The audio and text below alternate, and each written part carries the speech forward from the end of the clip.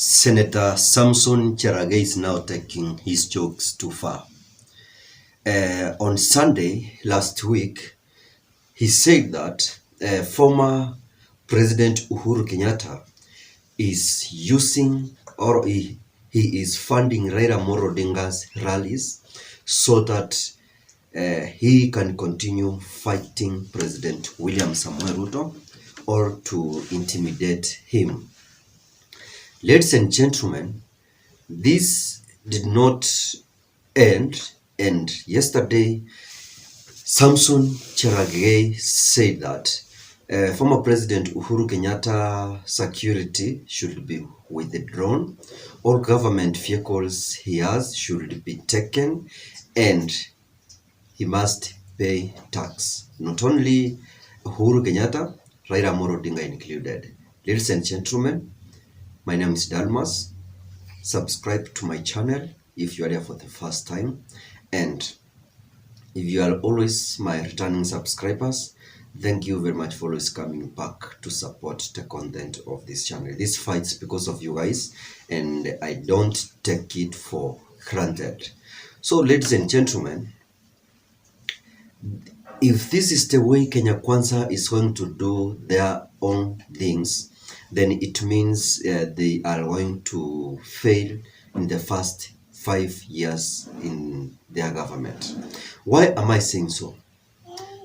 Senator Samson Cherangei is acting like there's someone who is using him to deliver such news to Kenyans. And nobody who is using Samson except the president of this country, instead, or the president or the deputy president. Instead of them coming to public to deliver such news, they use Senator Samson Cherangei to take motions to the Senate.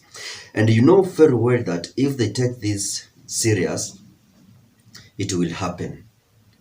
Why will it happen? The majority in the Senate and the parliament, they're coming from Kenya Kwanza. So if this motion is taken to parliament or Senate, obviously the Kenya Kwanza leaders will vote for it, and this will lead to troubles to Raila Amolo Odinga and Uhuru Kenyatta. You know very well that it is constitutional for the former prime minister to be given security and government vehicles. Also, it is constitutional that former president should be given what Samson Cherangei is saying to be withdrawn from him. The reason why they are fighting him is because as the former president, he needs to completely retire from politics. But they are saying he's the one behind all the rallies Raila Amolo Odinga is doing. Also on Monday, when he visited late George Mawa's home, he talked about politics, and he told Kenyans that these people are just making noise. Leave them, it will come to an end. So that's the time Samson Cherangei again has come back to accuse former President Uhuru Kenyatta. Politically, this will be a blow to Mount Kenya and Central people. Why? Leaders from Mount Kenya and Central Kenya who are in Kenya Kwanza, they have been consistently attacking their son, that is former President Uhuru Kenyatta.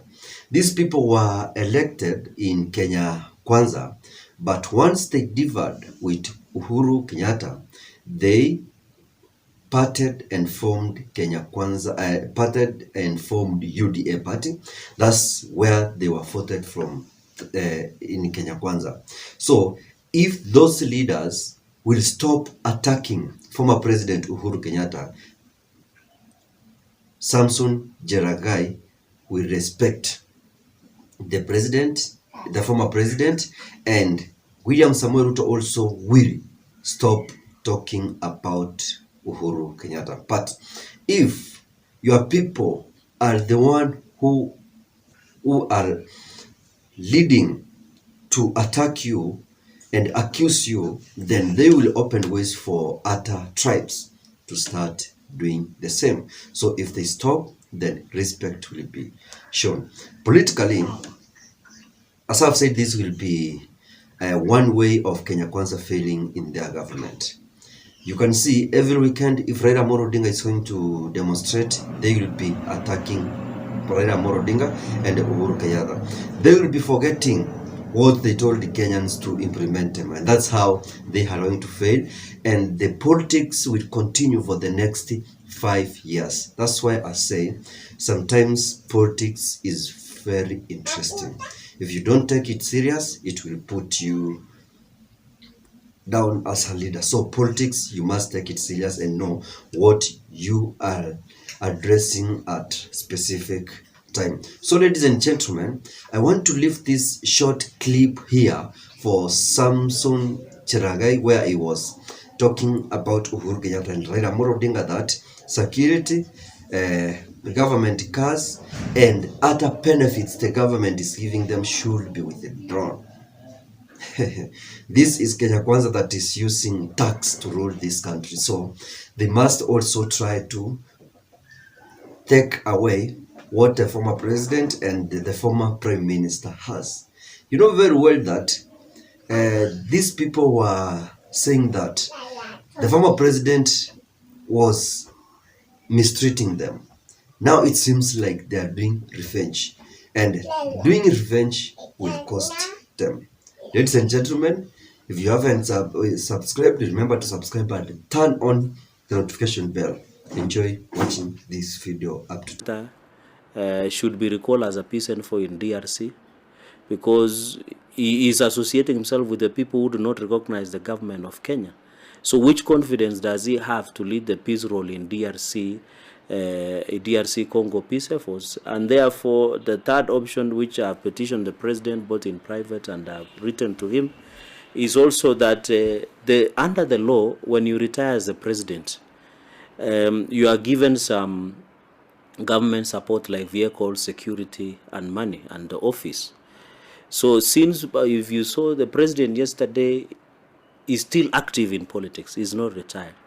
And therefore, when the president has started the issue of tax reforms, tax payment, fighting tax evasion, as the One Kenya lands, activity is heightened. And we know Raila is a proxy that was being used by former president. I'm deleting the words that when you are doing taxation, the estate of former Mzee Jomo Kenyatta president and former Mzee Moi. And interestingly, I think Kibaki was a gentleman. May he rest in peace. And he meant well for country, because he didn't even include himself. So I'm deleting the words of exempting the former estate of former President Jomo Kenyatta and President Daniel Toroitich arap Moi, and now replacing it. This amendment shall replace now not to tax the disabled, PWDs, minorities and marginalized, as provided of course by the relevant law. Najua mtu ambaye hana kitu kingine ya kufanya lazima apige mdomo. Hata apige mdomo. Hiyo ni dunia. Sisi tunaendelea na yetu.